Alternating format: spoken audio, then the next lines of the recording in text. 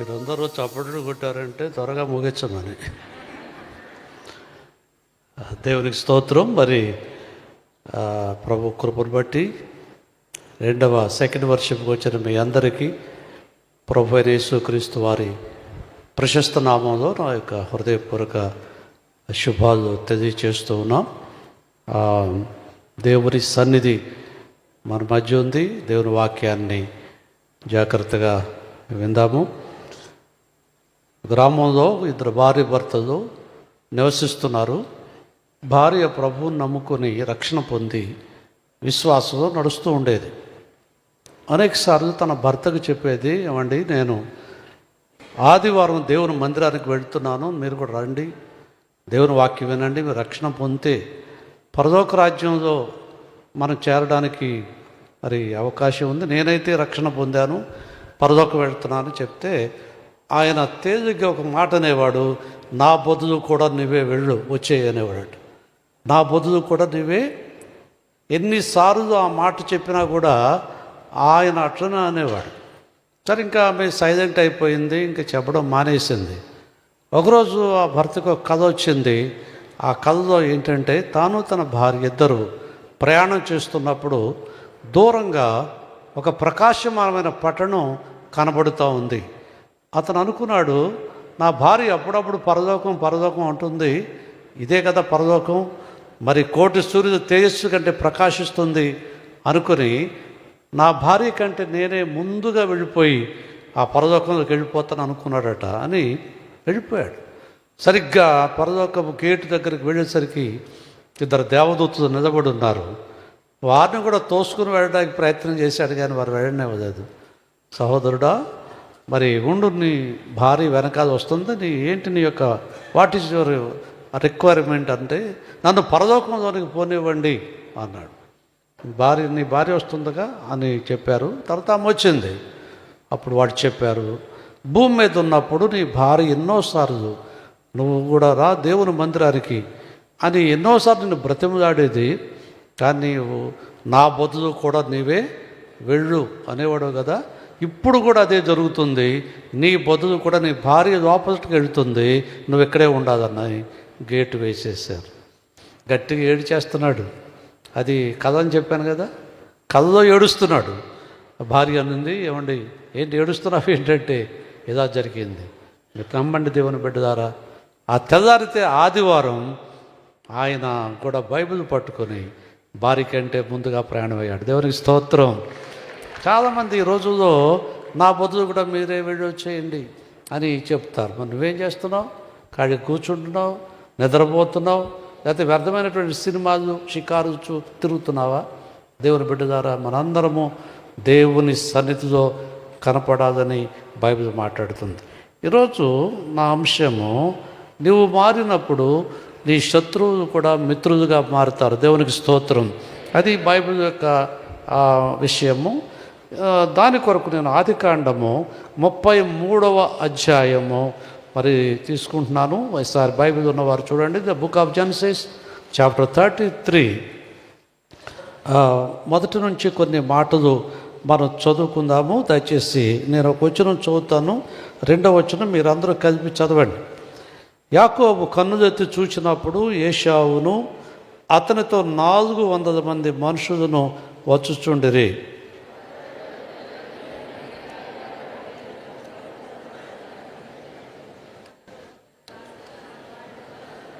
అందరూ చదవండి. తాను వారి ముందర వెళ్ళుచు తన సహోదరుని సమీపించే వరకు 7 మారులు నేలను సాగిలపడెను.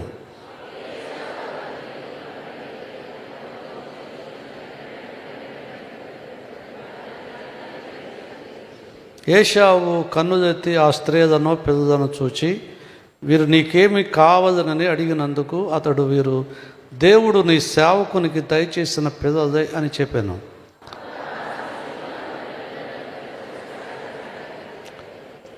ఒకసారి మీ బైబిల్ గ్రంథం పైకెత్తండి. అందరూ కలిసి ఈ పాట పాడుకుందాం, కోరస్ పాడుకుందాము. యేసు నామమందు యేసునామమందు మనకు జయమున్నది. యేసునామమందు దురాత్మలే పోవును. యేసునామమందు మనకు జయమున్నది. యేసునామమందు దురాత్మలే పోవును. యేసుని నామమందు నిలచిన ఎవ్వారు ఎదురౌదురు. యేసుని నామమందు నిలచిన ఎవ్వారు ఎదురౌదురు. ఇంగ్లీష్లో పడదాం. In the name of Jesus, in the name of Jesus, we have the victory. Hallelujah. In the name of Jesus, in the name of Jesus, Satan will have to flee. When we stand in the name of Jesus, tell me who can stand before. In the mighty name of Jesus, we have the victory. Victory in the name of Jesus. Andaru padadam. In the name of Jesus, we have the victory. Hallelujah. In the name of Jesus, in the name of Jesus, Satan will have to flee. When we stand in the name of Jesus, tell me who can stand before. In the mighty name of Jesus, we have the victory. Hallelujah. యేసు నామములో మనకేముంది? జయముంది. దురాత్మలన్నీ కూడా ఏమవుతాయి? పారిపోతాయి. దేవునికి స్తోత్రం. కాబట్టి దేవుని బిడ్డ ద్వారా దేవుని నామమును మనం ఉచ్చరించాలి. యేసయ్య నామము శక్తివంతమైందనే మాట గుర్తు చేసుకున్నాం. చదువుబడిన లేఖన భాగంలో ఆదికాండం 33వ అధ్యాయం మనం చదువుతున్నప్పుడు ఏశావు మరి 400 మందిని వెంట పెట్టుకొని ఆయన వస్తున్నట్లు వాక్యం మనం చూస్తాం. యాకోబు ఆ రీతిగా తాను ప్రయాణమై వెళుతూ ఉన్నాడు. ప్రయాణం వెళుతున్నప్పుడు తన అన్నయ్యైన ఏశావు ఎదురుగా 400 మందితో వస్తూ ఉన్నప్పుడు మనం చదివినటువంటి భాగంలో యాకోబు 7 మారులు సాగిలపడ్డాడని ఉంది బైబిల్లో. సాగిలపడినట్లు వాక్యంలో తేటగా మనం చూస్తాం. వాస్తవంగా చెప్పాలంటే ఏశావు యాకోబునకు శత్రువుగా ఉన్నాడు. ఎందుకంటే ఈ తనకు రావాల్సినటువంటి ఆశీర్వాదాన్ని యాకోబు దొంగిలించాడు. యాకోబు తండ్రి దగ్గర నుంచి తీసుకున్నాడు. అప్పటి నుంచి ఏశావు అతని మీద పగబట్టి ఎప్పటికైనా సరే తన తమ్ముడైన యాకోబును చంపుతాననేటువంటి ఒక తీర్మానంలోకి వచ్చాడు దేవుని బిడ్డ ద్వారా. మరి ఆ భయంకరమైనటువంటి పరిస్థితుల్లో ఇప్పుడు ఏశావు ఎదురుపడుతూ ఉన్నప్పుడు వాస్తవంగా యాకోబు భయపడ్డాడు. ఒకడు అన్న నన్ను చంపుతాడేమో, నన్ను ఏదో ఒక రీతిగా చేస్తాడేమో అనేటువంటి భయంతో ఉన్నప్పుడు యాకోబు 7 మారులు ఏం చేశాడు? ఆయన సాగిలపడినట్లు దేవుని యొక్క వాక్యంలో తేటగా చూస్తాం. దేవుని బిడ్డ ద్వారా ఈ రోజుల్లో నీ జీవితంలో మరి సాగిలపడేటువంటి ఒక అనుభవం కావాలని ప్రభు మాట్లాడుతున్నాడు. వాస్తవంగా ఏశావు యొక్క దృక్పథం, ఏశావు యొక్క ఉద్దేశం అది కాదు. కానీ అక్కడ యాకోబును తను ముద్దు పెట్టుకొని కౌగలించుకున్నాడని వాక్యంలో ఉంది. ప్రేమ వచ్చింది తన తమ్ముడి మీద. ఎప్పుడు వచ్చింది అని మనం ఆలోచన చేస్తే యాకోబు ఇజ్రాయేలుగా మారాడు. దేవునికి స్తోత్రం. 32వ అధ్యాయం మనం చదువుతున్నప్పుడు యాకోబు ఇక మీదట నీ పేరు యాకోబు అనబడదు, నీ పేరేంటి? ఇజ్రాయేల్ అనే పేరు ప్రభువు పెట్టినట్లుగా చూస్తున్నాం. వాస్తవంగా యాకోబు అనగా మోసగాడు అని అర్థం. ఆ మోసగాడైనటువంటి ఈ మనుష్యుడు చివరికి తండ్రిని మోసగించాడు, అన్నను మోసగించాడు, మామగారిని మోసగించాడు, దేవుని కూడా మోసం చేయాలని ప్రయత్నం చేశాడు. కానీ ఎక్కడ దొరికిపోయాడు? ఒక నువ్వు ఈ లోకంలో ఎవరినైనా మోసం చేయొచ్చేమో కానీ నిన్ను సృష్టించిన సృష్టికర్తను నువ్వెన్నడూ ఏం చేయలేవు, మోసము చేయదు. ఈనాడు ఎక్కడ చూసినా మోసమే కనపడుతూ ఉంది. ఈ ప్రపంచం అంతా కూడా మోసంతో నడుస్తూ ఉంది. ఒక్కొక్కరు ఒకరినొకరు మోసం చేసుకుంటున్నారు లోకంలో. ఇది అనేక మంది జీవితాల్లో ఈ డిసీవ్నెస్సే కనబడుతూ ఉంది. వాస్తవంగా ఈ మోసానికి మరి వాస్తవంగా మనం చూస్తే మూల పురుషుడు ఎవరంటే అపవాది సర్వలోకాన్ని ఏం చేశాడు, మోసం చేశాడు. మొట్టమొదటిగా ఆది తల్లి అయినటువంటి హవ్వను ఏం చేశాడు, మోసం చేశాడు. కొరింథీ 2వ పత్రిక 11వ అధ్యాయము 2వ వచనం చదివినట్లయితే సర్పము తన కుయుక్తి చేత హవ్వను ఏం చేసింది, మోసం చేసింది. హవ్వను మోసం చేసింది. ఆది మనుషులని సాతాను, సర్పం అంటే ఏంటి, సాతాను ఏమండి, సర్పము రూపంలో వచ్చి సర్పంలో ప్రవేశించి చెప్పండి హవ్వను ఏం చేసింది, ఈనాడు నిన్ను కూడా మోసం చేస్తుంది. హవ్వను మోసం చేసినటువంటి సాతాను ఈరోజుకు ఉన్నాడు. ఈనాడు కూడా ప్రతి వ్యక్తిని ఏం చేస్తున్నాడు, మోసం. ఈనాడు సైబర్ మోసాలు ఎక్కువైపోయినాయి. సైబర్ మోసం ఏమండి, ఏదో అబద్ధాలు చెప్పేసి మనుషుల దగ్గర డబ్బు తాగేస్తూ ఉన్నారు. రకరకాల ఏం కనపడుతున్నాయి మోసం. నేను శ్రీకాకుళం ప్రాంతం వెళితే టెక్కల్ది దగ్గరకు వెళ్ళి ఒకసారి ఊరు, అక్కడ ఒక సోదరులు ఉండేవారు, పరిచయం అయ్యారు మాకు. ఒకసారి చిన్న సాక్ష్యం చెప్పాడు ఆయన. సాక్ష్యం ఏంటంటే ఆయన చిన్నవాడుగా ఉన్నప్పుడు, అంటే ఒక 7-8 సంవత్సరాల వయసులో ఉన్నప్పుడు అతను చెల్లికేమో ఒక 5 సంవత్సరాల వయసు. ఒకసారి కూరగాయలు అమ్ముకునే ఆమె వచ్చిందట ఇంటికి. ఆ రోజుల్లో మరి కాణీకి 8 వంకాయలు ఇచ్చేవాడట.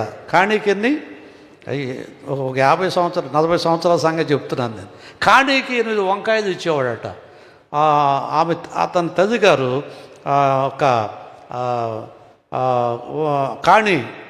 కాణీ వంకాయలు కొనిన తర్వాత ఏం చేసిందంటే చాటుగా 2 వంకాయలు తీసేసుకుంది. ఏ పిల్లలు కదండి, అమ్మా తప్పు కదా, నువ్వు అలా తీయకూడదు కదా, 8 తీసుకోవాలి కదా, 2 చాటుగా తీసావంటే నోరు మూసుకుంటారా, సంసారాలు బాగుపడతాయి అదంటే చేయకపోతే అనిందట. సరే పిల్లలకి ఏం తెలుసండి, ఆ తల్లి ఏదో చేసింది అట్లా అయిపోయింది. ఆ తర్వాత కూరగాయలు అనుకునే అమ్మాయి డబ్బుల కోసం ఆ ఊరంతా తిరిగి వెనక్కి వచ్చింది. దేనికోసం, కాణీ కోసం. సరే ఈ తల్లి ఎక్కడికి వెళ్ళింది, పిల్లలు ఎక్కడే ఉన్నారు.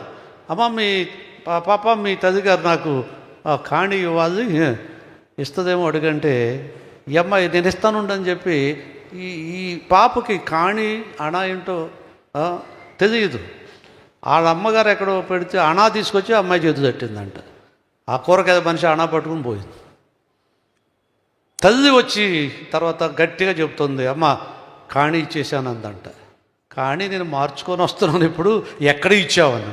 అది అక్కడ ఇట్టావు కదా, అణా ఇచ్చేసింది. ఇప్పుడు మీరు చెప్పండి, కాణీకి 8 వంకాయలు అయితే అణాకి ఎన్ని, 4 × 8 4 కానులు ఒక అణాలు మీద చాలా తెలియతుందండి. కాణీలు అర్ధనాలు పెద్దవాళ్ళకే తెలుసు. 4 × 8 32 రావాలి అంతేనండి లెక్క ప్రకారం. కానీ ఎన్ని వచ్చినాయి, 8. దొంగతనంగా తీసినవి 2 ఎనిపోయినాయి. చెప్పండి ఎనిపోయినాయి, వచ్చినాయి 10, పోయినాయి ఎన్ని. మనం ఎప్పుడు అనుకుంటాం ఇతర ఎవరినో మోసం చేసి వచ్చినవి దక్కెట్టుకుంటావు, కానీ పోతుంది ఎంత పోతుందో తెలుసా నీకు, ఎంత కోల్పోతున్నావో తెలుసా నీకు. దేవుని బిడ్డ ద్వారా జాగ్రత్తగా ఉండాలి. నువ్వెవరిని మోసం చేయడానికి లేదు. బైబిల్లో ఒక మాట ఉంది, సామెతల్లో మోసం చేసి సంపాదించినటువంటి ఆహారము మనుషులకు ఇంపుగా ఉంటుందట, తర్వాత వారి నోరు మంటితో నింపబడును. మట్టి అయిపోద్ది అంతే. దేవుని యొక్క వాక్యాన్ని మనం చూస్తే యాకోబు పరిస్థితి అదే. మోసం చేశాడు, ఏమైనా అభివృద్ధి చెందాడా? చివరికి తన జీవితంలో దేవునికి దొరికాడు. దేవునికి స్తోత్రం. నీ పేరేంటో చెప్పబోయా అంటే చాలాసేపు చెప్పలేదు. చాలాసేపు దేవుడు అడిగాడు, నీ పేరేంటో తెలియదా అండి? దేవునికి యాకోబు పేరు తెలియదా? ఇక్కడ కూర్చున్న మనందరి పేరు ఎవరికి తెలుసు? ఒకడిక్కడ నిలబడి నాకు తెలియకపోవచ్చు. ప్రభువుకు తెలుసు. నీ పేరు తెలుసు, నీ చరిత్ర తెలుసు, నీ విధానం తెలుసు, నీ మాటలు తెలుసు, నీ ప్రవర్తన తెలుసు, నీ సమస్తము దేవునికి తెలుసు. కానీ నీ పేరేంటో అన్నప్పుడు యాకోబు తన పేరు, ఎందుకంటే యాకోబు ఒకప్పుడు తన పేరు మార్చి చెప్పాడు. తండ్రి దగ్గర ఏం చెప్పాడు? మార్చి చెప్పాడు. నేను నీ పెద్ద కుమారుడైన ఏశావును అన్నాడు. ఏశావు వేషం వేసుకొచ్చాడు. ఏశావు వేషం వేసుకొచ్చి ఏశావులాగా తయారయ్యి నేను నీ పెద్ద కుమారుడైన ఎవరిని? తండ్రికి కళ్ళు కనపట్టలేదు, నమ్మాడు. ఇప్పుడు ప్రభు అంటున్నాడు, అసలు నీ పేరు ఏశావా యాకోబా? సరిగ్గా చెప్పాల్సిన సమయం వచ్చింది ఇప్పుడు. కొంతమంది చాలా వేషధారణ ఉంటుంది, పైన ఒక వేషం ఉంటుంది, లోపల ఒక స్థితి పరిస్థితి ఉంటుంది. దేవుని వాక్యంలో దేవుని బిడ్డ ద్వారా గమనించండి. ఆ మోసాన్ని ప్రభు ఏం చేశాడు? పట్టుకున్నాడు. చివరికి యాకోబు తన పేరు చెప్పాడు. చెప్పినప్పుడు ఇక మీదట నీ పేరు యాకోబు అనబడదు, నీ పేరేంటి? నువ్వు దేవునితో పోరాడి గెలిచావు. దేవుని స్తోత్రం. అది ఇజ్రాయేలు అనే మాటకు అర్థం. అది యాకోబు జీవితంలో ఎప్పుడైతే మార్పు చెందాడో తన కుటుంబంతో తిరిగి ఆయన బేతేలుకు వెళ్ళడం మొదలుపెట్టాడు. దేవుని మందిరానికి వెళ్ళడం ప్రారంభించాడు. అంతవరకు తన జీవితంలో దేవునితో సహవాసం లేదు, దేవుని మందిరంతో సహవాసం లేదు, దేవుని బిడ్డలతో సహవాసం లేదు. నువ్వు రక్షణ పొందనంత కాదు, లోకంతో స్నేహం, నీకు దుష్ట సాంగత్యం, ఇంకా చెప్పాలంటే అన్య జనాంగంతో స్నేహం. ఈరోజు చాలామంది చూడండి, ఎవరితో ఎక్కువ స్నేహం? లోకంతో స్నేహం. బైబిల్ చెబుతుంది, మీరు లోక మర్యాదను అనుసరింపక. రోమపత్రిక ఎన్ని వాక్యాలు చదివించే టైం లేదు. మీరు లోక మర్యాదను ఏం చేయకూడదు. లోకం ఎలా పోతుందో ఈ రోజులో మనుషులు ఎలా పోతా ఉన్నాం. నలుగురు ఎటుపోతున్నా మనం అటు పోవాలండి. నలుగురు నడిచిందే బాట అన్నట్లుగా జీవిస్తారు చాలామంది. కానీ దేవుని ప్రజ ద్వారా, దేవుని బిడ్డ ద్వారా నువ్వు లోకానికి ఎదురుగా నిలబడాలి. దేవునికి స్తోత్రం. లోకానికి నువ్వు ఎలా నిలబడాలి? గోదావరి ప్రవాహం వస్తున్నప్పుడు మీరు ఎప్పుడైనా గమనించండి, కొన్ని చేపలు ప్రవాహానికి ఎదురు వస్తూ ఉంటాయి. బ్రతికిన చేపలు ఎదురొస్తాయి ప్రవాహానికి. అదే చచ్చిపోయిన చేపలు ఏమైతే ప్రవాహంలో కొట్టుకుని వెళ్ళిపోతావు. ఆత్మీయ జీవితంలో నువ్వు చచ్చిన స్థితిలో ఉంటాయి. మీ పాపము చేత, మీ అపరాధం చేత మీరు చచ్చిన వారని బైబిల్ చెబుతూ ఉంది. నువ్వు అనుకుంటున్నావు నేను బతికే ఉన్నా అనుకుంటా, లేదు, దేవుడు నువ్వు చనిపోయావు. సార్ది సంఘంతో ప్రభు చెప్పాడు, నువ్వు జీవించున్నావు అని పేరైతే ఉందిగా, నువ్వు ఈనాడు కొన్ని సంఘాలు ఎట్లా ఉన్నాయండి, క్రైస్తవ సంఘాలు ఎట్లా ఉన్నాయి? చచ్చినటువంటి వాతావరణం. నేను విన్నాను, ఒక సంఘంలో ట్రెజరర్గా ఒక ఆయన్ని పెడితే ఆ డబ్బంతా పట్టుకొని కువైట్ పోయాడట. ఏమండి, లెక్క చెప్పలేదు. దేవుని ధనాన్ని తీసుకెళ్ళి కువైట్కి వెళ్ళిపోయి జల్సా చేసి విచ్చలవిడిగా జీవించేశాడు. ఏ పవిత్రత ఉంది? చచ్చిన వాతావరణం కాదు అది. ఈనాడు సంఘాల్లో మార్పు ఉందా? ఒక పాస్టర్ గారును ఆ సంఘంలో ఒక ఆమె, ఇద్దరు సినిమా హాల్లో కలుసుకున్నారంట. ఇక ఇద్దరు సినిమా చూడడం మానేసి ఒకడు చూసుకున్నారు. ఆఖరికి ఆ సహోదరి అయ్యగారిని అడగాలి, వస్తుంది నిజంగా సినిమా చూడవచ్చు చూడకూడదు అని సినిమా విడిచిపెట్టేశారు. ఇంకా 10 సెకండ్ షో ప్రారంభమయ్యే టైం వస్తే ఆయన ఏంటి, ఈమె ఎప్పుడు వెళ్ళిపోద్దాం అప్పుడు వెళ్దామని ఆయన చూస్తున్నాడు. ఈమె వెళ్ళిపోయిందంట. బైబిల్ ఉంది, మా చేతిలో బైబిల్ ఉంది. సినిమాకి వెళ్ళినప్పుడు ఆ బైబిల్ తీసుకుని వెళ్ళిపోయి అయ్యగారు వందనాదండి అందంట. ఎక్కడ చెప్పకుండా వస్తుంది అది. అయ్యా ఏదో నేనేదో తెలియకొచ్చాను, మీరు ఎందుకు వచ్చారండి అయ్యా ఈ సినిమాకి? అమ్మా మంచంతా తీసుకో, చూడంతా విడిచిపెట్టి అదే నేను చేస్తున్నాను అన్నాడట ఆయన. గురుడ్డివాడు గురుడ్డివానికి త్రోవ చూపునా. ఇద్దరు పోయి ఎక్కడ పడుతున్నారు వెళ్ళి. ఈరోజు చాలామందికి సినిమా చూడడం తప్పు కాదు, బ్రాంతి తాగటం తప్పు కాదు, చుట్ట తాగటం, సిగరెట్ తాగడం తప్పు కాదు.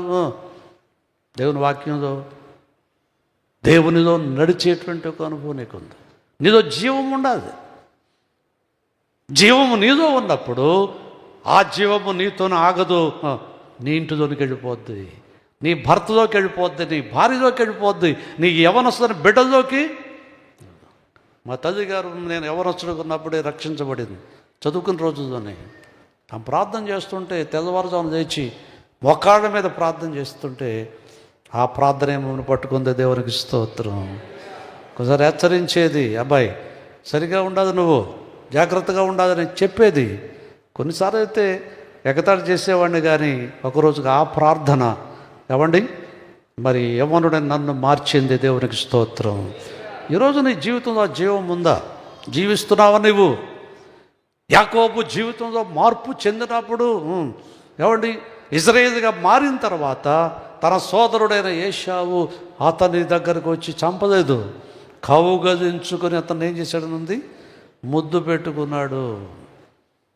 దేవుని ప్రేమ అతని దగ్గరకు వచ్చినట్లుగా చూస్తున్నాము. శత్రువు అయినటువంటి ఏశావు ఎలా మారిపోయాడు? మిత్రుడిగా మారిపోయినట్లు వాక్యం ఉంది.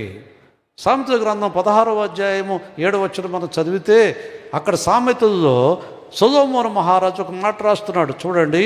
ఒకని ప్రవర్తన యెహోవాకు ప్రీతికరమైనప్పుడు ఆయన వాని శత్రువులను సహా వానికి మిత్రులుగా చేయను. హల్లెలూయా.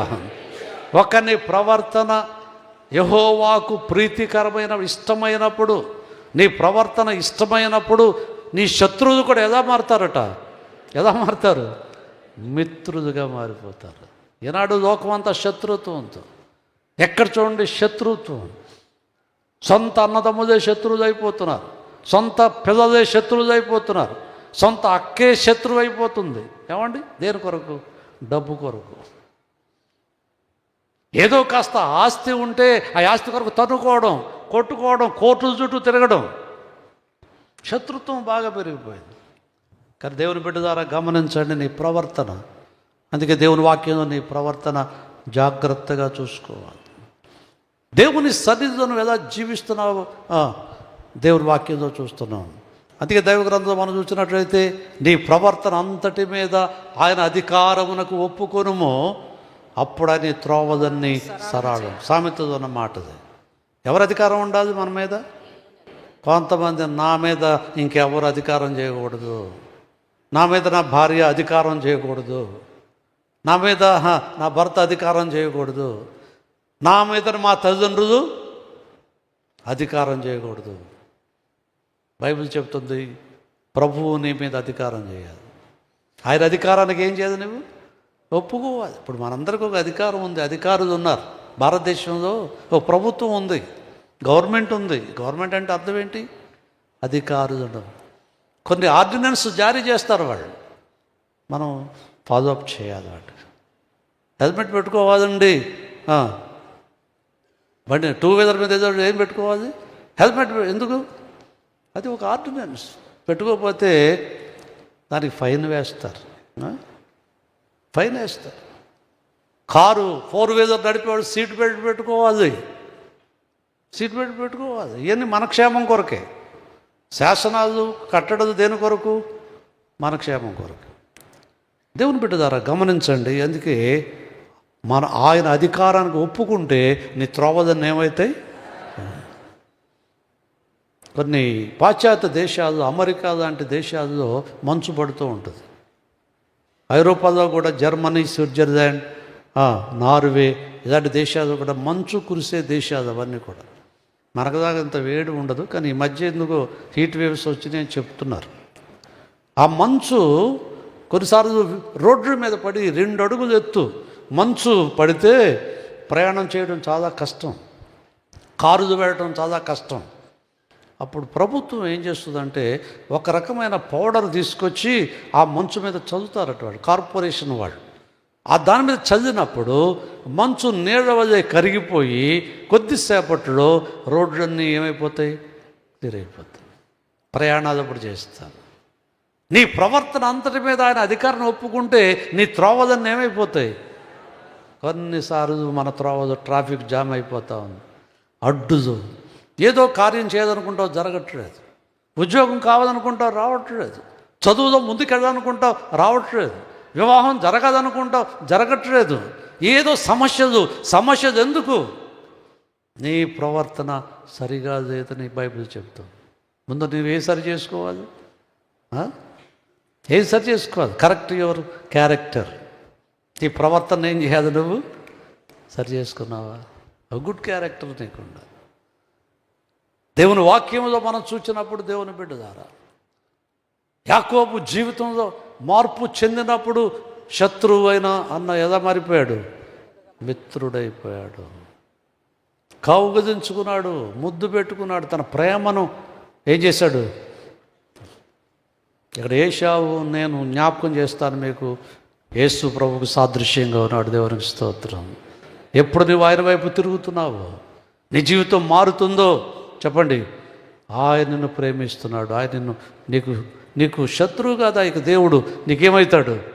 వాస్తవంగా మన గురించి మనం చెప్పుకోవాలంటే మనిషి జీవితం ఎలాంటిదంటే మనము శత్రువుమై ఉండగా అని ఉంది వాక్యం. చూడండి, రోమాపత్రిక 5వ అధ్యాయం 8వ వచనం చూద్దాం. రోమాపత్రికలో 5:8 చదువుతున్నాము. అయితే దేవుడు మన ఎడల తన ప్రేమను వెల్లడిపరచుచున్నాడు. చదవండి. ఎట్లనగా మనం ఇంకను పాపులమై ఉండగా క్రీస్తు మన కొరకు చనిపోయెను. ఏలైనగా శత్రువులమై ఉండగా పదవచనం. ఏదైనగా శత్రువులమై ఉండగా ఆయన కుమారుని మరణము ద్వారా మనము దేవునితో సమాధానం. ఎవరు అండి? మానవుడు ఎవరు? దేవునికి ఏమైపోయాడు? శత్రువు అయిపోయాడు. ఏంటి ఆ శత్రుత్వం? ఆయన మాట విన్నందువలన, దేవునికి లోబడనందువలన నువ్వు దేవునికి ఏమైపోయావు? శత్రువు, విరోధం అయిపోయావు. మరి దేవుని ముందు నిలబడగలవా నువ్వు? మనం ఆయన శత్రువు అయితే ఆయన ముందు నిలబడతారు ఎవరైనా? మనకి ఆ ధైర్యం ఉందా? దేవుని ముందు నిలబడే ధైర్యం ఉందా మనకి? ఆయన ఎవరు? ఆయన మహాబలవంతుడు. ఆయన మాట చేత ఆకాశమును కలిగించినటువంటి వాడు. ఆయన మాట చేత మహాసముద్రాలు, ఆయన మంత్రం తంత్రం ఏం చేయలేదు. ఏమండి? సృష్టిని కలిగించినటువంటి దేవుడు ఆయన. ఇంత పెద్ద ఆకాశాన్ని కలుగు కాక అంటే కలిగింది. సముద్రము కలుగంటే మహాసముద్రాలు కదిగినాయి. అంత బలవంతుడైన దేవుని ముందు నువ్వు నిలబడగలవా? ఎదిరించగలవా నువ్వు ఆయన్ని?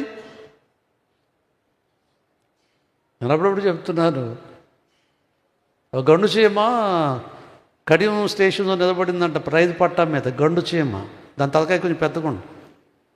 అటు నుంచి గోదావరి ఎక్స్ప్రెస్ వస్తుందంట. గోదావరి ఎక్స్ప్రెస్ ఆ గండు చీమ అనుకుందంట, ఈరోజు నేనైనా పడిపోవాలి, గోదావరి ఎక్స్ప్రెస్ అయినా పడిపోవాలి అనుకుందండి. పడిపోద్దండి. బలం తెచ్చుకుందంట ఇది గండు. దాని తలకాయ కొంచెం పెద్దగా.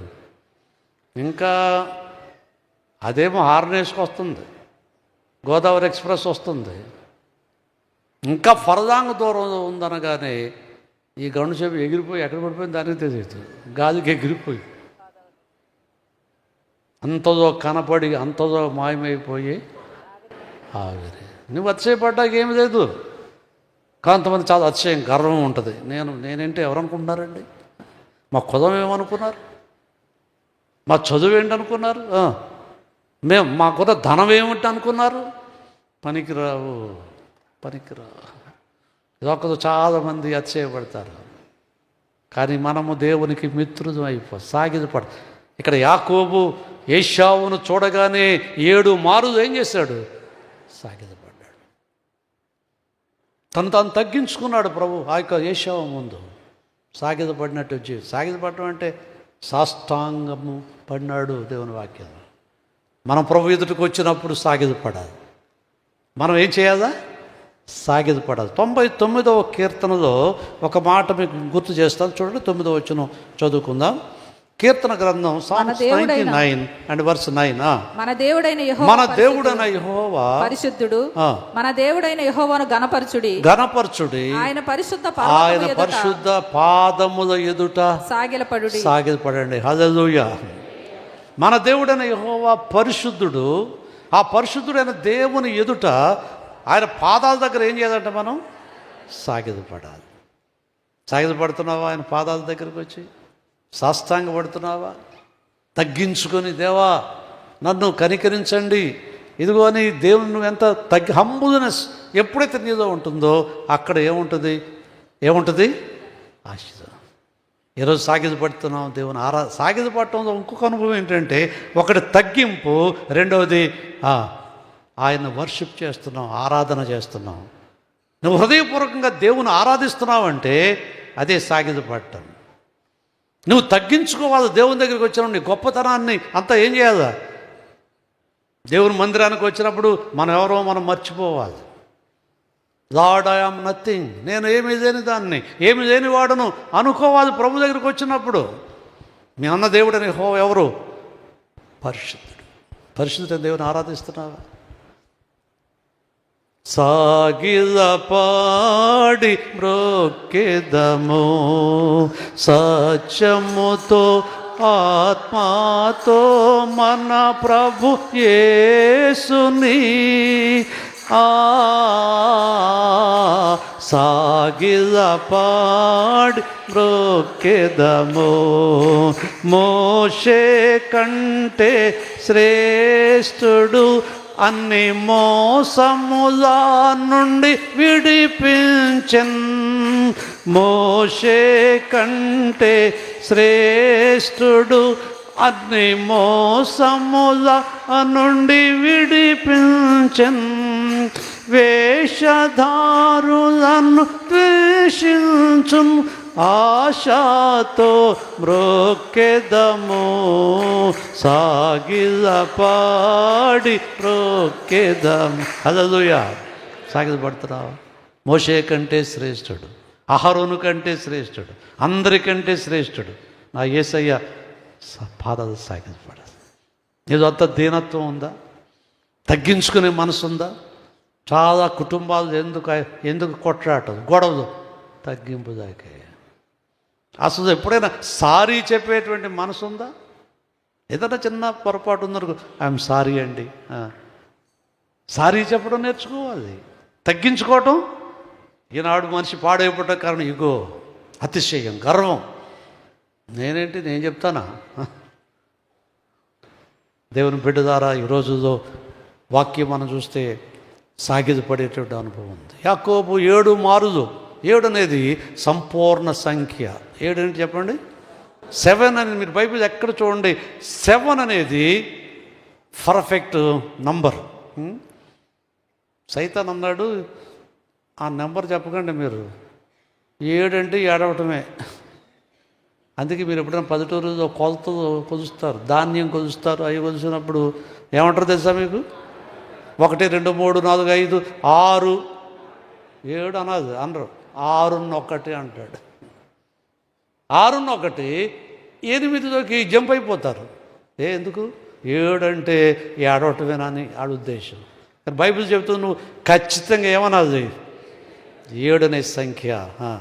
అది పరిపూర్ణత దేవుని బిడ్డ ద్వారా. ఆ దేవుడు ఆశీర్వదించినటువంటి 6 దినాలు ఆయన సృష్టి చేసి 7వ దినమున ఆయన ఏం చేశాడు? విశ్రమించాడు. బైబిల్లో ఉన్న మాట చదివాను. నయమాను 7 మారులు యోర్దాను నది ఏం చేశాడట? మునిగాడు. సిరియా సైన్యాధిపతి మునిగాడు. మునగ్గానే ఏమయ్యాడు? కుష్ఠరోగము తొలగిపోయింది, శుద్ధుడైపోయాడు. పసి పిల్ల దేహం అయిపోయిందట నయమాను దేహం. ఎలీషా అన్నాడు, ఎలీషా దగ్గరకు వచ్చాడు. నయమాను ఇంటిలో ఉన్న చిన్న పాప, ఈజ్ ఎ టీనేజ్ గర్ల్.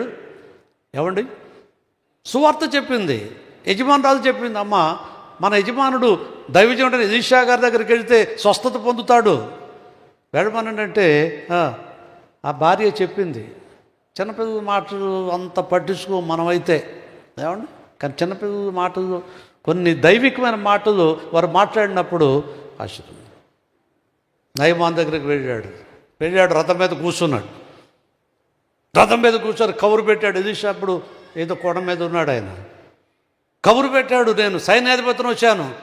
ఆయన వచ్చి ఆ పాస్టర్ గారిని వచ్చి నా నెత్తి మీద చేయిపెట్టి తన దేవుని పేరట చేయమను ప్రార్థన. అదేంటో ఎలీషా గారు రాదా? ఎలీషా రాలేదండి. నువ్వు సైన్యాధిపతి అయితే మాత్రం దైవజనుడు వచ్చాడా? రాలేదు. నువ్వు పోయి యోర్దాను నదిలో,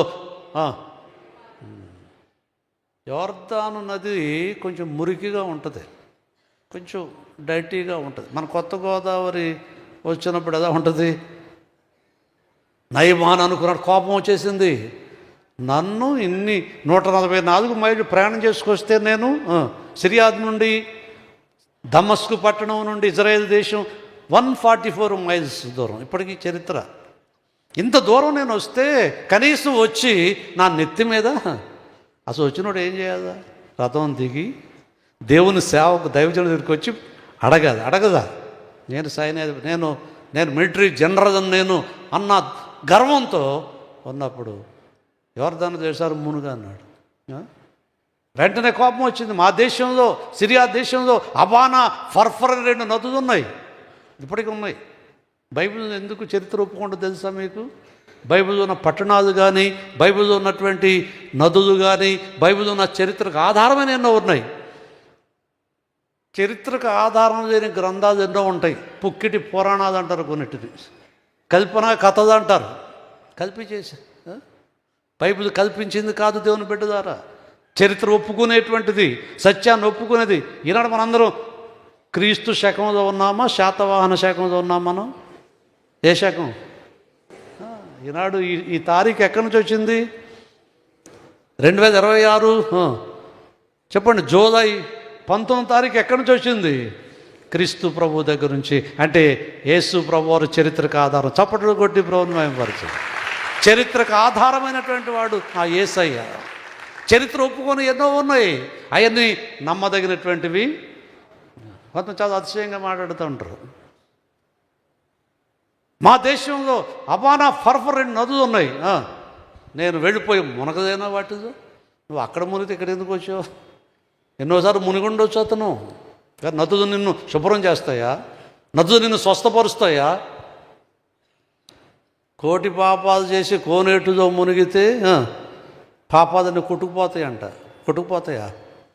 కావండి, నువ్వు 100 సార్లు మునిగిన పాపాలు కోనేటిలో మునిగినంత వల్ల. ఇక్కడ యోర్దాను నదిలో ఎందుకు మునగమన్నాడు?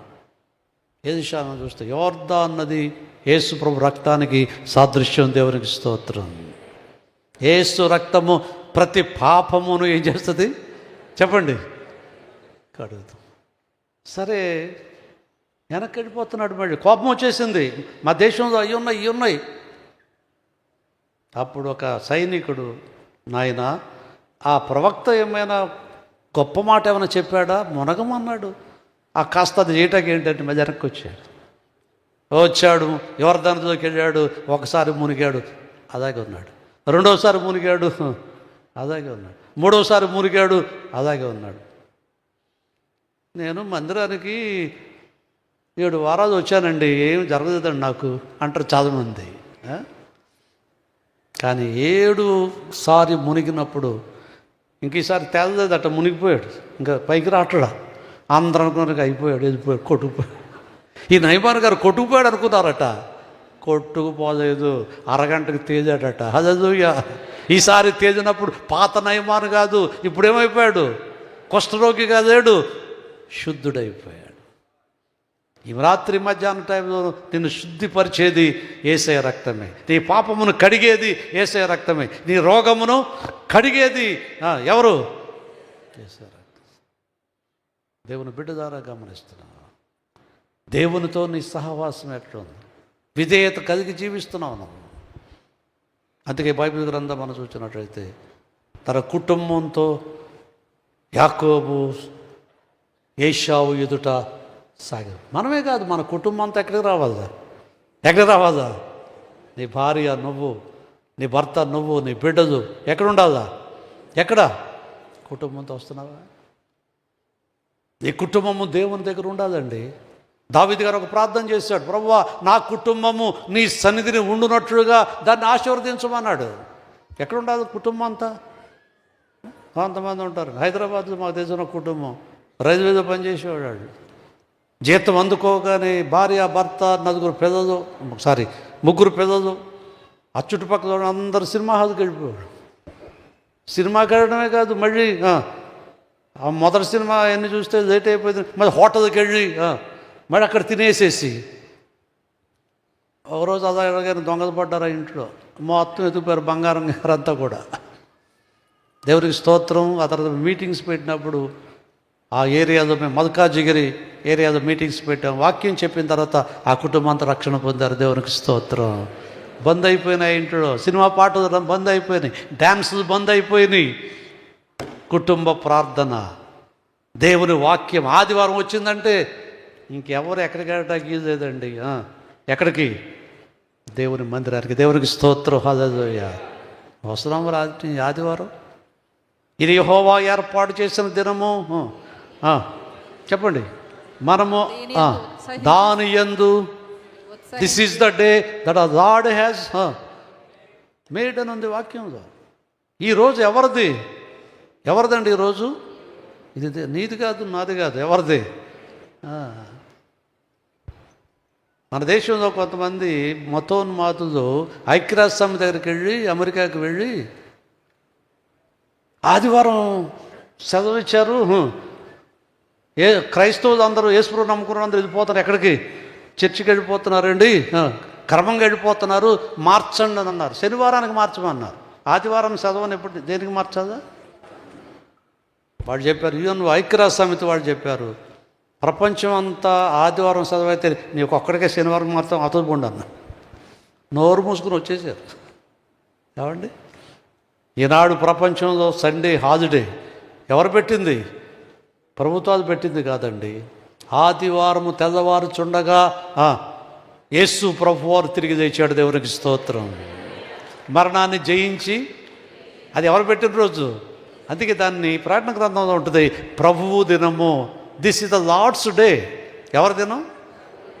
365 రోజులకు పేరెట్టారు మనోళ్ళు. యోగా డే, డెత్ డే, ఆ డే, ఈ డే, వాళ్ళు చచ్చిపోయిన రోజు, ఫాదర్స్ డే, మదర్స్ డే. మరి ఆదివారం ఎవరి రోజు? అది ప్రభువు దినము. నీకు ఎన్ని పనులు ఉన్నా సరే ప్రభు దగ్గర కనపడాలి. నువ్వు ఎన్ని ఏర్పాట్లు ఉన్నా ప్రభు దగ్గర కనపడాలి. దేవుని బిడ్డలారా, అందుకే తన కుటుంబం అంతటితో సాగిదపడినట్లు మనం ఆదికాండం 3వ అధ్యాయం చదువుతున్నాం. ఈరోజు నువ్వు సాగిదపడుతున్నావు. ఇంటి వారందరూ దేవునితో సహవాసం నీకుందా? ఏ కుటుంబం అయితే దేవునితో సహవాసం ఉంటుందో ఆ కుటుంబంలో ఆశీర్వాదం వస్తుంది, ఆ కుటుంబంలో సమృద్ధి ఉంటుంది, ఆ కుటుంబంలో ఆరోగ్యం ఉంటుంది. దేవునితో నడిచేటువంటి వాళ్ళు ఆరోగ్యంతో నింపడదు. ప్రభు ఇస్తాడు. అంతే. శక్తినిస్తాడు ఆయన, బలమునిస్తాడు ఆయన. ఈనాడు నిజంగా దేవుని కొరకు నిలబడుతున్నాను. దేవునితో నడిస్తే నువ్వు ఎక్కువసార్లు హాస్పిటల్కి వెళ్ళక్కర్లేదు. హాస్పిటల్కి వెళ్ళడం తప్ప నేను అంటలేదు. మేము కూడా పెట్టాం హాస్పిటల్లో. కానీ నువ్వు దేవునితో నడిస్తే నీ శరీరాన్ని భద్రపరిచేది ఎవరు? ప్రభువే భద్రపరుస్తాడు. ఆరోగ్యం ఇచ్చేటువంటి గొప్ప దేవుడు. దేవుని బిడ్డలారా గమనించండి. అందుకే యాకోబు తన కుటుంబం అంతటితో కూడా ఏం చేశాడు? సాగిలపడ్డాడు. అంతేకాకుండా యాకోబులో ఒక మంచి మనసు వచ్చింది. చూడండి, అక్కడ 33వ అధ్యాయం, అదే ఆదికాండం 33వ అధ్యాయం 10వ వచనం చదువుకుందాం త్వరగా. అప్పుడు యాకోబు అట్లు కాదు, నీ కటాక్షము నా మీద ఉన్న ఎడల చిత్తగించి నా చేత ఈ కానుకను పుచ్చుకొనుము. అన్న శత్రువుగా ఉన్న అన్న మిత్రుడైపోయాడు. ముద్దు పెట్టుకున్నాడు, కౌగలించుకున్నాడు, ప్రేమతో మాట్లాడడం మొదలుపెట్టాడు ఏశావు.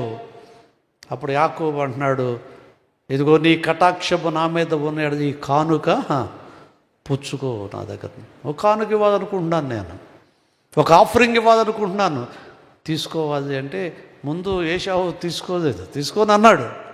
కానీ తర్వాత తీసుకున్నాడు. కృతజ్ఞతా భావం వచ్చింది. నువ్వెప్పుడైతే ప్రభువుతో అంటుకట్టబడతావో నీదో థ్యాంక్స్ గివింగ్, కృతజ్ఞతా భావం, ప్రభువు చేసిన దానికి కృతజ్ఞత కలిగి ఉంటావు. నువ్వు ఆయన చేసిన మేళ్ళను మర్చిపోవు. నువ్వు కొంతమంది కీడును గుర్తుపెట్టుకుంటారు, మేళ్ళును ఏం చేస్తారు? మర్చిపోకూడదు. ఎప్పటికప్పుడు చేసిన మేళ్ళును ఏం చేయాలి? కృతజ్ఞతా భావము నీలో ఉండాలి. ఈ కానుక పుచ్చుకోను. ఈరోజు నువ్వు దేవునికి నీ కానుక చెల్లిస్తున్నావా? నీ ఆఫరింగ్ చెల్లిస్తున్నావా? నువ్వు బెస్ట్ ఆఫరింగ్ దేవునికి ఇస్తున్నావా? చాలామంది ఈ రోజుల్లో దేవుడే మాకు ఇవ్వాలి కానీ మేమేమి ఇస్తామండి ఆయనకి. ఇవ్వడం నేర్చుకోవాలి. నీ సంపాదనలో 10వ భాగము దేవునికి ఇవ్వడం నేర్చుకోవాలి. నీ 10వ భాగం దేవునికి ఇస్తున్నావా? అందుకే మన ఇల్లు చిల్లు సంచులాగా ఉంది. ఎక్కడ పెడితే అక్కడ డబ్బు వేస్ట్ అయిపోతూ ఉంది. దేవుని బిడ్డగారు సుసన్న వెస్లీ, ఇంగ్లాండ్ దేశంలో జాన్ వెస్లీ గారి తండ్రి చార్లెస్ వెస్లీ ఇంగ్లాండ్లో లండన్లో చిన్న ఉద్యోగం చేసేవాడు. ఆయన రక్షణ పొంది 19 మంది సంతానం వాళ్ళకి. అందులో జాన్ వెస్లీ గారు దైవ సేవ గొప్ప సేవకుడు అయ్యాడు. మన జాన్ వెస్లీ గారు కాదు, ఇంగ్లాండ్ జాన్ వెస్లీ గారు. 19 బిడ్డలను పెంచారు వాళ్ళు. కొద్ది జీతం రాగానే ఇద్దరు మోకరించి ప్రార్థన చేసి, ప్రభువా 10వ భాగం ప్రక్కన పెట్టి మిగతా డబ్బు ప్రభువా ఈ నెలంతా మాకు సరిపోవాలి ప్రార్థన చేసి దేవునికి సమర్పించుకున్నప్పుడు ఆ నెలంతా సరిపోయి ఇంకా డబ్బులు మిగిలాయట. దేవునికి స్తోత్రం. మనకి 2 లక్షలు వచ్చినా సరిపోవట్లేదు. ఇప్పుడు 2 లక్షలు వచ్చినా సరిపోవట్లేదు. దేవునికి ఎవడో నేర్చుకుంటున్నావా? దేవుని ప్రేమించడం నేర్చుకుంటున్నావా? ఒకప్పుడు యాకోబు తన సోదరుడి దగ్గర ఆ యొక్క జ్యేష్ఠత్వాన్ని దొంగిలించాడు. కానీ ఇప్పుడు ఏం చేస్తున్నాడు? ఇవ్వడం మొదలుపెట్టాడు. దేవునికి స్తోత్రం. ఒకప్పుడు దాక్కున్నాడు, జ్యేష్ఠత్వాన్ని దాక్కున్నాడు. కానీ ఇప్పుడు మార్పు చెందిన తర్వాత ఏం చేస్తున్నాడు? తన అన్నకు ఏశావుకి ఏం చేస్తున్నాడు? ఇస్తున్నాడు. దేవుని బిడ్డలారా, ఈరోజు నీ జీవితం అనుభవం ఉందా? మనుషులు ఎందుకు దేవునికి ఇవ్వలేకపోతున్నారంటే దేవుని ప్రేమించడం లోభత్వము మనుషుని ఏం చేస్తుంది? చేస్తుంది. ఎంతైనా నాకే కావాలి, నేనే పోగేసుకోవాలి, నేనే ఏం చేయాలి? దాచేసుకోవాలి. అదే చెడ్డ స్వభావం మనిషిని ఏర్పడి చేస్తుంది. లోభత్వమే పాపము మీరు అనుకుంటున్నారా? దొంగతనం, వ్యభిచారం, నరహత్య ఇవే అనుకుంటున్నారా? లోభత్వం కూడా పాపమే. సామెతల గ్రంథం 15:27 ఒక మాట చదువుదామా? త్వరగా చూడండి. లోభి సామెతల గ్రంథము 15:27 లోభి తన ఇంటి వారిని బాధపెట్టును, లంచమును అసహించుకుని వాడు బ్రతుకును. లంచం తీసుకోవడం మొదలెడితే నీ లోభత్వం పెరిగిపోద్ది. లోభి తన ఇంటి వారిని ఏం చేస్తాడట? తాను తినడు, ఇంటిలో వారిని ఏం చేయనివాడు. భార్య అంటది, ఏమంటే తలనొప్పి వస్తుంది, ఒకసారి హాస్పిటల్ తీసుకెళ్ళనంటే అదిగో ఆ ఏపీసీ ట్యాబ్లెట్ వేసేసుకో తగ్గిపోద్ది, లేకపోతే మిరియాలు అరగదీసేదా రాసేసుకో తగ్గిపోద్ది. డబ్బులు లేవా? ఖర్చు పెట్టకూడదు. లోభత్వం పెరిగిపోయింది నాడు మనుషుల్లో. నువ్వు లోభిగా ఉండకూడదు ఎప్పుడు కూడా. దేవుని ప్రేమించే విషయం ధారాళమైన మనసు మీద ఉంది. ఒక తండ్రి కొడుకు ఇద్దరు ఒక ప్రాంతంలో ఒక సంబరం జరుగుతుంటే కొబ్బరికాయ వ్యాపారం చేసేవాడట. ఆ సంబరంలో ఆ గుడి దగ్గరికి సంబరంకి కొబ్బరికాయ వ్యాపారం చేసుకొని తీసుకెళ్ళి ఒకరోజు ఏదో బాగా పెద్దగా జరుగుతుంటే కొడుకును కూడా తీసుకెళ్ళి ఆ నెత్తి మీద ఒక బస్తా పెట్టి కొబ్బరికాయ మూట ఇతనుకు 2 మూటలు పెట్టుకుని నడుస్తున్నా అంటే ఎండలో దాదాపు 2-3 మైళ్ళు నడవాలి. సగం దూరం వెళ్ళిన తర్వాత కొడుకు అన్నాడంట, నాయన దాహం అవుతుంది నాయన, నాలుగు ఎండిపోతుంది నాయన, 2 కొబ్బరికాయలు కొట్టి కొబ్బరి నీళ్ళు నాయన నా దాహం తిరుగుతుంటే, ఒరే కొబ్బరికాయ ఎంత అనుకుంటున్నావు? ఒకటి 25 రూపాయలు, నీకు 2 కొబ్బరికాయలు కొడితే 50 రూపాయలు పోతాయి, నడు మంచినీళ్ళు వస్తాయి అంటున్నాడట. కొడుకు అన్నాడంట, నడవలేకపోతాను డాడీ, నాయన చచ్చిపోయేటట్టున్నాను, డీహైడ్రేషన్ వచ్చేస్తుంది, కొంచెం కొబ్బరి నీళ్ళు 2 కొబ్బరికాయలు కొట్టి ఇవి నాయన అంటే, నడిచి వచ్చేస్తుంది అక్కడ ఉంటాయి మంచినీళ్ళు అన్నాడండి. ఏదో అప్పదా నిజంగా జరిగింది ఏంటంటే ఆ డీహైడ్రేషన్ పెరిగిపోయి కళ్ళు తిరిగిపోయి ఆ కొడుకు చచ్చిపోయాడు. అప్పుడు ఇతను ఆ చచ్చిపోయిన కొడుకును భుజం మీద వేసుకొని ఆ గుడి దగ్గరికి వెళ్ళి, నా కొడుకును కానీ బతికిచ్చావంటే ఈ కొబ్బరికాయలను కొట్టేస్తున్నాడంట. బతుకున్నప్పుడు ఎన్ని కొట్టలేకపోయాడు? బతుకున్నప్పుడు 2 కొబ్బరికాయలు కొట్టలేకపోయాడు. ఇప్పుడు చచ్చాక ఎన్ని కొడతాడంట? బతుకుతాడండి? బతుకున్నప్పుడు తల్లికి తండ్రికి అన్నం పెట్టరు చాలామంది, ముద్దయ్యరు. చచ్చిపోయాక పెద్ద దినం చేస్తారు, పెద్ద దినం ఊరంతా భోజనాలు పెడతారు. ఎందుకంటే అవన్నీ దేనికి? బతుకున్నప్పుడు చూడు, నీ తల్లిని గౌరవించు, నీ తండ్రిని సన్మానించు, వాటిని చాలా ఆదరణ కలిగించు, వాళ్ళకి బాగోగులు చూడు. చచ్చిపోయాక నువ్వేం చేయక్కర్దా? చచ్చిపోయాక నువ్వేం చేయాలంటే ఏమన్నా? చచ్చిపోయాక నువ్వేం పెట్టి కొంతమంది మోదన పెడతారు చచ్చిపోయిన వాళ్ళకి. ఏమండి, మా తాతగారు చనిపోయిన తర్వాత ఆయనకి చేపల కూర అంటే బాగా ఇష్టం. మా తాతయ్య ఆయుర్వేదిక్ డాక్టర్, ఆయన ఏజూరులో. మా నాన్నగారు వాళ్ళు చేపల కూర ఉండి ఆ శ్మశానం ఎక్కడో పెట్టారు. నేను చిన్నవాడిని, నేను అన్నాను, నాయన తాతయ్య వచ్చి తింటాడా అన్నాను. తింటాడురా, మనం అలా తిరగగానే తినేస్తాడురా వచ్చి అన్నాడు. నేను మరి ఏంటో వెనక చూస్తున్నాను, నేను మా తాతయ్య వస్తాడేమో, తింటాడేమో, ఆ గోతులో నుంచి వస్తాడు. తాతయ్య రాదు, కుక్క ఒకటి వచ్చింది మొత్తం తినేసింది. వస్తారా? మూఢనమ్మకాలు అవన్నీ. బైబిల్ చెప్పేది బ్రతికున్నప్పుడు చూడు. ఇంకా జోపిగా ఉన్నావు నువ్వు. దేవుని వాక్యంలో దేవుని ప్రేమించే మనసు మనకు ఉండాలి. సామెతల గ్రంథంలో ఒక మాట చదువుతామా? 18వ అధ్యాయము 16వ వచనం చదువుదామా? చూడండి, 18, 16వ వచనం. ఒకడు ఇచ్చు కానుక వానికి వీలు కలుగ చేయును, అది గొప్పవారి ఎదుటకి వానిని రప్పించును. ఒకడు ఇచ్చు కానుక వాడికి ఏం చేస్తుందంట? వీలు కలిగిస్తుంది. గొప్పవారి ఎదుటకి ఏం చేస్తుంది? నిన్ను దేవునికి నువ్వు ఒక కానుక ఆఫరింగ్ ఇచ్చినప్పుడు నీకు వీలు కలిగించేటువంటి దానివలన నువ్వు దేవుని ఆశీర్వాదం పొందుతావు. దేవుడు నీకు ధారాళంగా ఇచ్చేటువంటి దేవుడు. అందుకే ఎప్పుడు ఒక మాట చెప్తాను, దేవునికి ఇచ్చేటప్పుడు కళ్ళు మూసుకొని ఇవ్వాలి, కళ్ళు తెరిచి ఇవ్వకూడదు. ఎలా ఇవ్వాలి? నేను ఎంత ఇస్తున్నాను అని చూసుకోకుండా కళ్ళు మూసుకొని ఇవ్వాలి. దేవుని దగ్గర పొందేటప్పుడు కళ్ళు తెరిచి పొందాలి. దేవునికి చప్పట్లు కొట్టి ప్రతిమపరచండి. కళ్ళు తెరిచి పొందాలి నువ్వు, ఆయన ఏమిస్తున్నాడని. ఆయన మనదాంటివాడు, ఆయన మనదాంటివాడండి. 100 ఫలితం ప్రభు ఇస్తాడు, సమృద్ధిని ప్రభు ఇస్తాడు. ఈరోజు దేవుని బిడ్డ ద్వారా గమనిస్తున్నావా? దేవునికి ఇవ్వడం నేర్చుకుంటున్నావా? కొంతమంది ఉంటారండి, అడుక్కున్న వాళ్ళకి దేవుని చూస్తారు చాలామంది, అడుక్కున్న వాడికి ఇచ్చినట్టు ఇస్తుంటారు చాలామంది. ఈరోజు అడుక్కునేవాళ్ళు కూడా, బెగ్గర్స్ కూడా నువ్వు ఇచ్చే 10 రూపాయలు తీసుకోవట్లేదు వాళ్ళు. మేము ఈజిప్ట్ వెళితే బెగ్గర్స్ ఉన్నారు అక్కడ, బెగ్గర్స్ ఉన్నారు. మమ్మల్ని అడిగింది, ఆ కారు అక్కడ ఆఫ్ చేస్తే అడుగుతుంది, ఒక బెగ్గర్ అడుగుతుంది, గివ్ మీ $5 అంది. ఎంత? $US ఉన్నాయి, 500. 5 అంటే ఎంత? దేవునికి నువ్వు శ్రేష్టమైనటువంటి కానుక దేవునికి ఏం చేయాలా? ఇవ్వాలి. ఎవడు నేర్చుకుందాం బ్రహ్మ. ఇచ్చుడు ద్వారా గొప్పవారు ఎదుటకు వారిని ఏం చేస్తున్నావు? దేవుడు పేదవాడైన అడగట్లేదు నిన్ను, నువ్వు ఆయన ఘనపరుస్తున్నావు. నువ్వు ఆయన ఘనపరుస్తున్నావు, నువ్వు ఆయనకి ఇచ్చుడు ద్వారా. ఒకసారి చెప్పాను నేను, మేము అబుదాబి వెళ్ళాం, దుబాయ్ పక్కన. అక్కడ కింగ్ ప్యాలెస్ ఒకటి ఉంటుంది, రాజభవనం ఉంటుంది. ఒక సోదరుడు ఇద్దరు నన్ను మొత్తం లోనకు తీసుకెళ్ళారు. అప్పుడు రాజు ఉన్నాడండి, అబుదాబి రాజు ఉన్నాడు అక్కడ. దాదాపు 30 దేశాల వారు ఆ సమయంలో వచ్చారు. కొంత పెద్దవాడు గొప్పవాడు వచ్చారు. వాడు గొప్ప గొప్ప బహుమానాలు తీసుకొచ్చి ఇచ్చారు ఆయనకి. ఆయనకి ఏం తక్కువని ఇచ్చారు వాళ్ళు.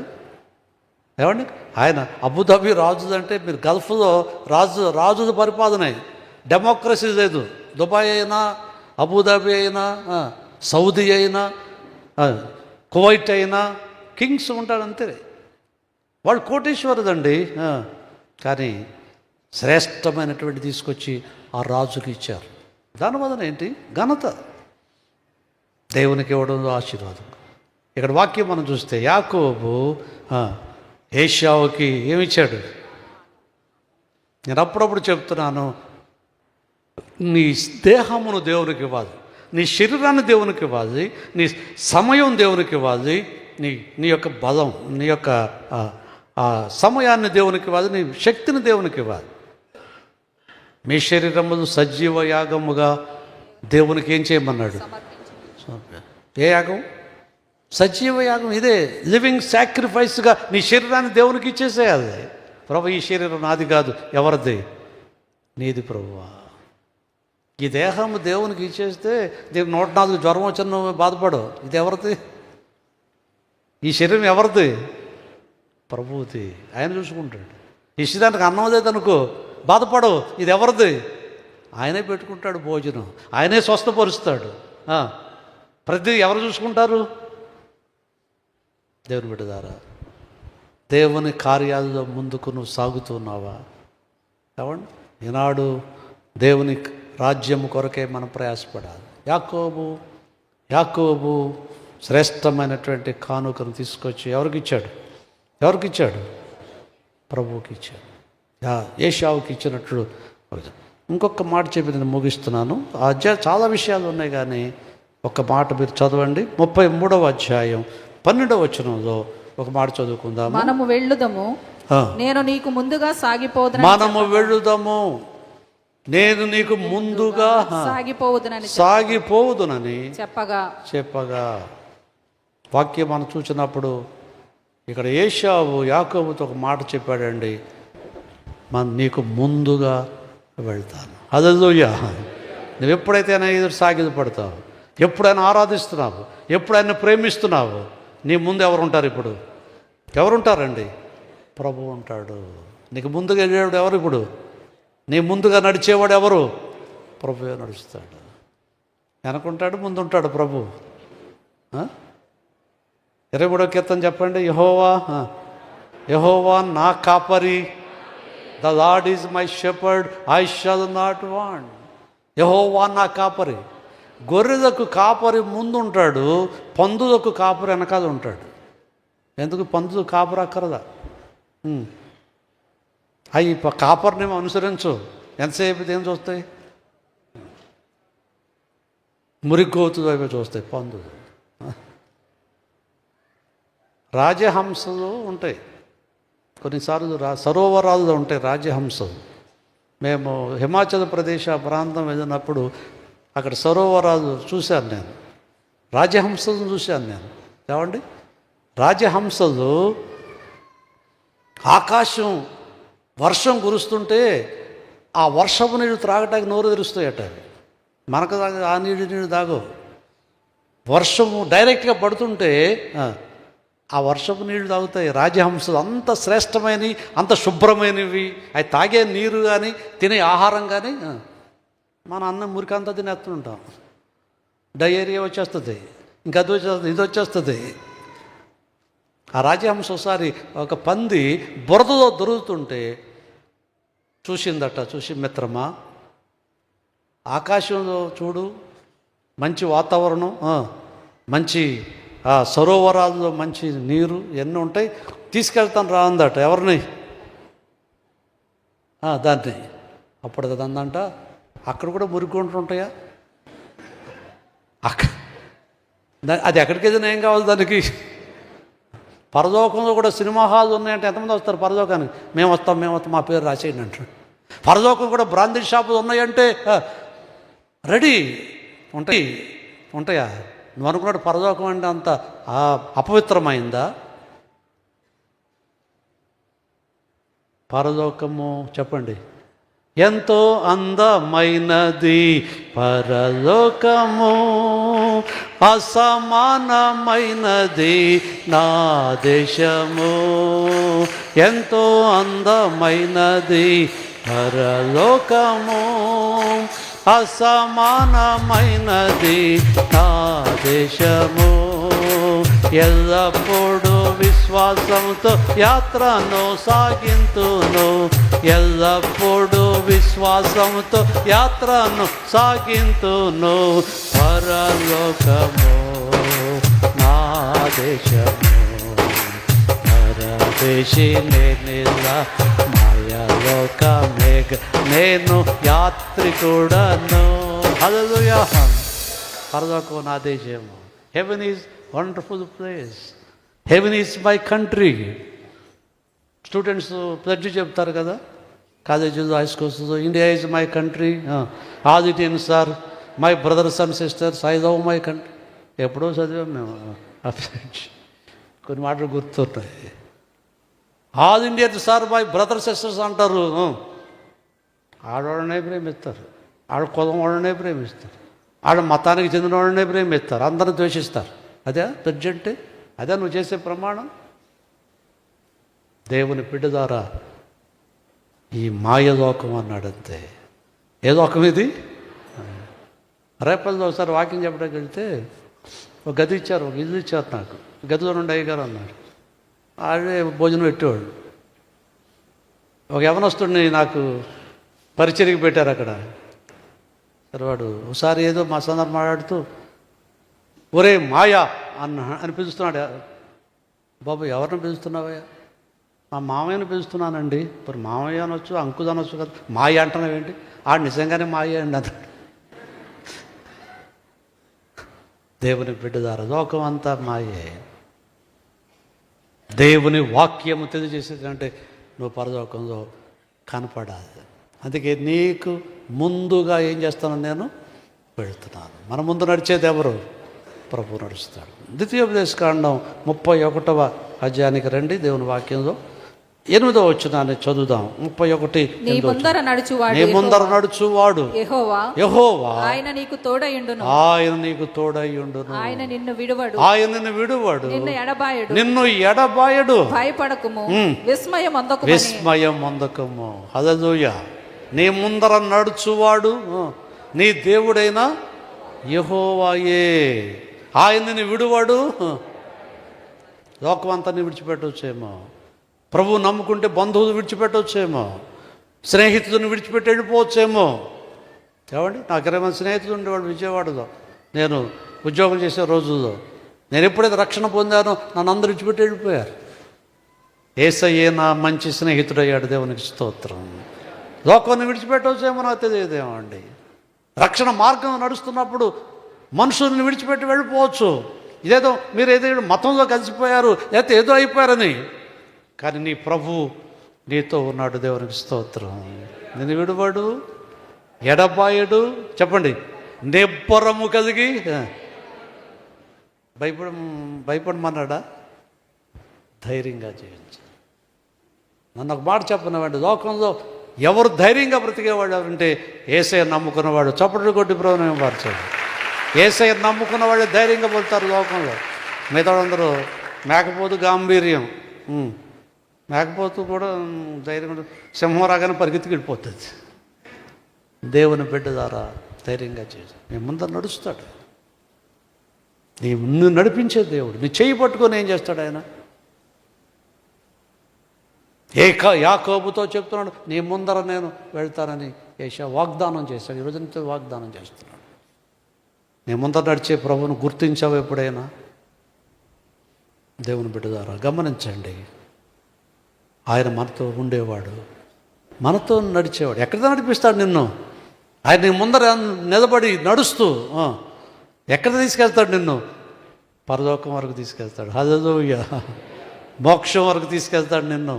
నీ ఆత్మను నిత్య రాజ్యం వైపుగా ఏం చేస్తాడు ఆయన? దేవుని కొరకు జీవిస్తున్నావా? ఆ ప్రాంతంలో నేను సువార్త అందించి ఒక అర్ధరాత్రి తెల్లవారు 2 గంటల టైంలో ఒంటరిగా నడుచుకుంటూ రైల్వే స్టేషన్కి వస్తున్నాను. నేను రైల్వే ట్రాక్ వెంబడి నడుస్తున్నాను. తెల్లవారు 2 అయింది. సూట్ కేసు, నా బ్యాగ్, నడుస్తున్నాను. స్టేషను దాదాపు ఒక 2 కిలోమీటర్ల దూరంలో ఉంది. ఎవరిని అడిగాను, 2 గంటల టైంలో ఏమైనా ట్రాన్స్పోర్టేషన్ ఏమైనా ఉంటుందా అంటే, ఇప్పుడు ఏమి ఉండదండి, మీరు నడిచి రైల్వే ట్రాక్ ముందు నడిచి వెళ్ళిపోండి అన్నారు. ఒక ప్రక్క కాలువ ఉంది, ఒక ప్రక్క రైల్వే ట్రాక్, తుప్పలు, అన్ని పాములు అవన్నీ ఉన్నాయో నాకు తెలియదు. కానీ ధైర్యంగా నడుస్తున్నాను. నా ముందర ఒక ఆయన నడుస్తున్నాడు. తెల్లగా ఉన్నాడు ఆయన, పంచి కట్టుకొని, లాల్చి వేసుకొని, కండవ వేసుకొని, చాలా పెద్ద మనిషిగా ఉన్నాడు. నేను అంటున్నాను, ఏమండి చీకటి, ఒంటరిగా నడుస్తున్నాను, ఉండండి అని ఆయన అరుస్తున్నాను. నేను ఉండండి, నేను కూడా వస్తున్నాను ఈ దారిలో అంటే ఆయన పెద్ద వినిపించుకోవట్లా, నా మాట ఏమి వినిపించుకోవట్లా. బాధపడ్డాను. ఏంటి అసలు నేను చెప్పిన మాట కూడా వింటలేదే. పోనీ ఇద్దరుంటే ధైర్యం ఉంటుంది కదా నడవటానికంటే. చాలా దూరం వెళ్ళిన తర్వాత 4 దొంగలు అక్కడ ఉన్నారు, దారి దొంగలు. ఏమండి, చీకటి దొంగదన వైపు చూస్తున్నారు. నేను చూస్తున్నాను. ఆగు అంటే ఆగాదు. నేను అక్కడ పెట్టి అక్కడ అంటే లేకపోతే చంపి కాళ్ళలో పడేస్తారు. అలా జరిగినాయి అంటే అక్కడ. ఆ తర్వాత నేను విన్నాను ఆ పట్టణంలో ఆగు అనలేదు. అలా నేను చూస్తాను, అలా ప్రార్థన చేసుకుంటున్నాను. అప్పుడు కొన్ని వాక్యాలు గుర్తొచ్చినాయి మనకి. యెహోవా నా కాపరి, నాకు ఏమీ లేదు అన్నట్టుగా ఆ మాటలు చెప్పుకుంటూ నడుస్తారు. దేవుని బిడ్డలారా, ఏం అనలేదు వాళ్ళు. అక్కడ దాటుకొని వెళ్ళిపోయాను. కోపం వచ్చింది నాకు. ఒకటి విషయం, ఆయన గారు అక్కడ ఉంటాడుగా స్టేషన్ దగ్గర. అసలు ఏంటో ఆయన అడుగుతాను నేను, అది ఎందుకు వినిపించుకోకుండా వెళ్ళిపోయాడు అని అనుకున్నప్పుడు స్టేషన్ దగ్గర రాత్రి దగ్గర 2:30 తెల్లవారు 2:30 అయింది. స్టేషన్ ప్లాట్ఫామ్ వెతికాను ఆయన కోసం. ఎక్కడున్నాడు కనపడ్డాడు. ప్లాట్ఫారం ఈ చివరి నుంచి ఆ చివరి వరకు వెతికాను. 2 ప్లాట్ఫారాలు తిరిగాను, కనపడలేదు. మరి ఎక్కడన్నా ఏసీ వెయిటింగ్ రూమ్లో ఉన్నాడా, అక్కడ కనపడలేదు. తర్వాత ట్రైన్ వచ్చింది. తర్వాత 3 గంటలకు ట్రైన్ వచ్చింది. ట్రైన్ ఎక్కి కూర్చున్నాను. ట్రైన్ అలా కూర్చుంటే నిద్ర భారంతో అలా నిద్ర పడుతుంటే ప్రభువు నాతో మాట్లాడుతున్నాడు.